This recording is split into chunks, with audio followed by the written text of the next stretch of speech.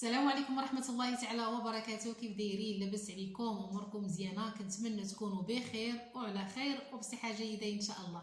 مرحبا بكم معي فيديو جديد ووصفه جديده. اليوم غادي نشارك معكم واحد الوصفه سهله بسيطه والله كتستحق انكم تجربوها. كنعرفوا ان دابا الجو يعني كل مره كيتغير، مره كيكون سخون مره كيكون بارد، وكثير كيعاني من مشكل ديال ضربات البرد. كنعرفوا انها كتكون فيها الحمى، كتكون فيها السعال. اليوم الوصفه ديال اليوم اللي غادي نشاركها معكم ساهله كيف قلت لكم، يعني في المتناول، كتعالج. والله العظيم هذه اللي ارتحيت عليها الوصفه هذه، لما درتها حسيت بالراحه. غادي نشاركها معكم ان شاء الله، ما تمشيو فين، بقاو معايا حتى لاخر فيديو. كيف قلت لكم مع الجو دابا كيتغير، مره كيكون الجو سخون مره كيكون بارد، يعني كيكون واحد التقلبات في الجو، وكثير كيعاني من مشكل ديال البرد. كيضربوا هكا كيتوقع عليه مشكل ضربات البرد، كيكون يعني فيها السخانه، كتكون يعني الكحه.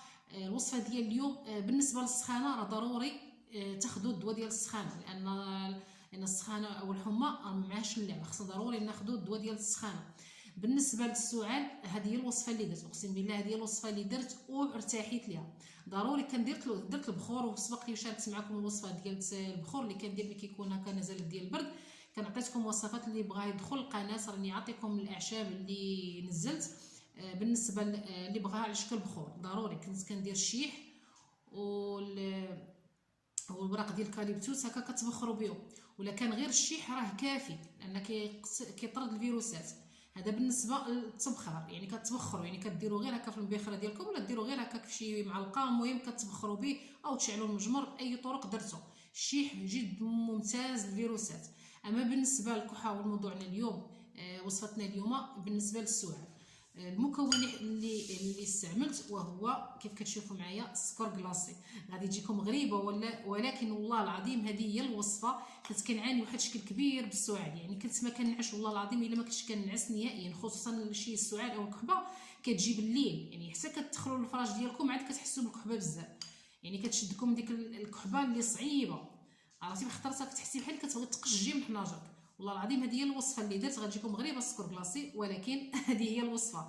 جربوها. بالنسبه اللي عنده مشكل ديال السعال او الكحبه، جرب هذه الوصفه، وكنتمنى تردوا عليا في التعليقات. اي واحد فيكم شاف هذه الوصفه هذه وجربها وانا 100% راه غتنجح معكم، كتبوا لي في التعليقات. والله العظيم هذه هي الوصفه اللي درت. كيف قلت لكم كنت كنعاني من السعال، جاتني واحد الفتره صعيبه ديال الترواح. كتعرفوا ان فاش كيكون ضربك البرد كتكون السخانه، كيكون النيف كيسيل، المهم كتكون الكحبه. المهم بالنسبه للسخانه راه ضروري الدواء ديال غتاخذوه، يعني الدواء السخانه راه يعني غتاخذوا الدواء ديال السخانه، تمشيو للفارماسي غتاخذوا الدواء ديال السخانه. بالنسبه للسعال هذه والله العظيم هي اللي درت.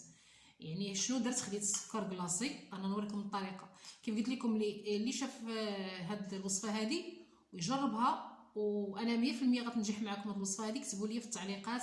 وكنتمنى منكم تبارطاجيو هاد الوصفه هذه، لان فعلا والله العظيم كيف قلت لكم يعني عند تجربتي، وكيف كنقول لكم انا مسؤوله على كلامي. والله الا الوصفه اللي كنشاركها معكم، اي الوصفات اللي كنشاركها معكم في القناه ديالي راه كتكون مجربه، ولا عطيتها لشي حد من العائله ودار الوصفه اللي عطيته ووافقاته، والحمد لله كنشارك معكم الوصفات. هذه الوصفه هذه كنت عطيتها حتى لمرات الاخ ديالي، مرات الاخ ديالي حامله، الحمد لله دابا راه ولدات. المهم كانت عندها في ديك الفتره ديال الحماله ممنوع، يعني ما كتبغيش تاخذ الادويه. المهم كان عندها المشكل ديال الكحبه بزاف. عطيتها هذه الوصفه هذه، اقسم بالله الا نعسات وارتاحت. والله العظيم الا عطيتها هذه الوصفه هذه وارتاحت بواحد الشكل كبير. يعني مجرد ما درت هذه الوصفه هذه اليوم الاول وعاودتها اليوم الثاني ارتحت. ونفس الشيء اللي درت انا، يعني هذه الفتره هذه عملت هذه الوصفه هذه. كان عندي واحد المشكل ديال كيف قلت لكم ديال ضربني البرد، وخديت هذه الوصفه هذه. كانت عندي واحد الكحبه اللي صعيبه شويه، خايبه صراحه الكحبه اللي كانت شدتني. والله العظيم الا اخترت في الليل كنحس بهكا بحال عرفتي القجه، بحال القجه كتشدك بحال جورسك. درت هذه الوصفه هذه، كنقول لكم يعني اللي وقع كنشاركوا معكم. الوصفه هذه غتاخذوا السكر كلاصي، راه موجود السكر كلاصي، راه كلشي كيعرفوا. غتاخذوا معلقه صغيره هكا، معلقه صغيره ديال السكر كلاصي، يعني غنشارك معكم الوصفه كيف درتها انا. وغتاخذوا معها زيت الزيتون، الزيت البلديه، يعني معلقه السكر كلاصي، وغادي تاخذوا هكا 2 معالق ديال الزيت البلديه هكا صغارين، وغادي تخلطوا مزيان. انا كنعطيكم الوصفه كيف عملتها انا. غتخلطوا مزيان، كتخلطوا حتى تحصلوا على شكل بحال السيرو طبيعي. هانتوما غتخلطوه مزيان كيف كتشوفوا، غتخليوه حتى يطلق، يعني ما تحركوش مباشره وتستعملوا، خليوه يطلق شويه وحركوه مزيان وتي تحسوا بالسكر صافي داب مع الزيت البلديه. وغادي تاخذوا هاد المعلقه هذه حتى تبغيو تنعسوا. صدقوني والله العظيم الا هاد الوصفه خطيره للسعال او الكحبه. كيف قلت لكم انا عملتها 2 مرات يومين، والله العظيم ما كنت كنعس بالليل، غير خديتها الحمد لله، يعني ما تشدتنيش الكحبه نهائيا. كنت كنقول لكم راني ما كنبغيش نحلف، ولكن اقسم بالله الا هاد الوصفه هذه الا درتها غير يومين والحمد لله جابت نتيجه. يعني عملتها نتوما كيف كتشوفوا، تحركوا فيه مزيان. هنا السكر كلاصي، معلقه ديال السكر كلاصي و2 معالق ديال الزيت الزيتون اي زيت البلديه، صافي تخلطوه مزيان حتى تبغيو تنعسوا.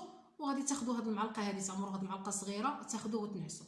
وصدقوني وصفه ممتازه، يعني حتى صالحه حتى الوليدات الصغار، غير فقط اللي عندهم مثلا اللي عندهم السكر راه ما غاديش يستعملوا هاد الوصفه هذه. يعني صدقوني وصفه، يعني هانتوما غادي تجربوها وغادي تشوفوا، يعني كتعطي واحد النتيجه اللي جد فعال. كيف قلت لكم انا استعملتها فقط يومين، والله العظيم الا ارتحيت، يعني الحمد لله. كيف قلت لكم ما كنتش كنعس بالليل بكثره الكحبه، الساعه ما كنتش كنقدر نعس مزيان.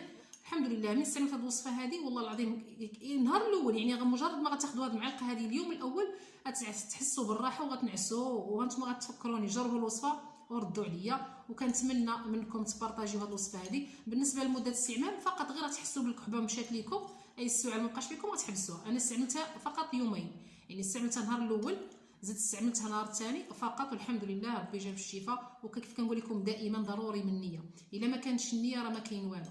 ضروري ماشي مثلا تبغوا تستعملوا اي وصفه كيف ما بغات تكون، يعني اي حاجه غادي تستعملوها ضروري ما تكون النيه. عمل نيتك بان هذه الوصفه هذه غادي تشافي ان شاء الله باذن الله. كيف كنقول لكم دائما راه ضروري خصكم تكون عندكم النيه باش تبغوا تستعملوا شي وصفه.